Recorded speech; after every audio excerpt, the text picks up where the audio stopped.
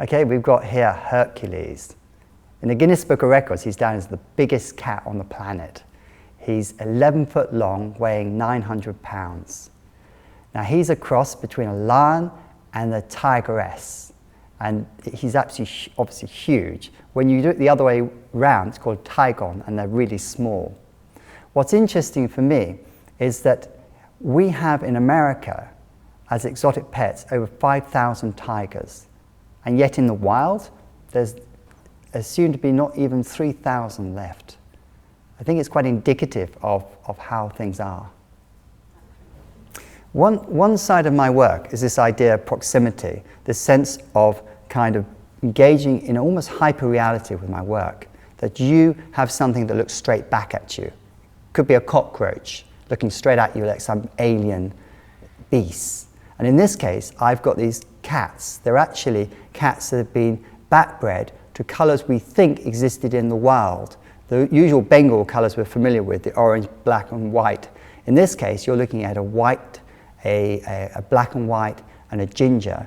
Now, these would have existed in the wild, but to my understanding, many of them were shot as trophies early on, and there are private owners who are trying to backbreed to recreate these colours, whereas the zoos are against it because they feel the gene pool is not big enough.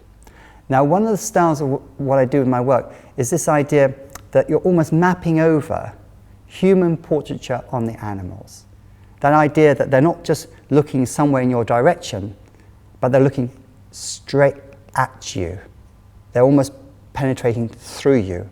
I like this idea that it evokes the question of what do they understand of us, and thus in turn, what's their perception, and thus it raises questions about how we manage animals in human space.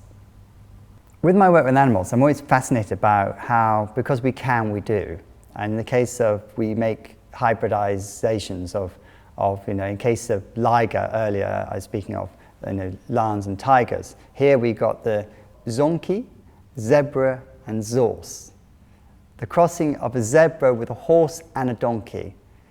And it produces this curious sort of aesthetics of stripes and things, and a bit strangeness. But the fact that we are so concerned with, in a sense, moulding nature around us, I think provokes certain questions.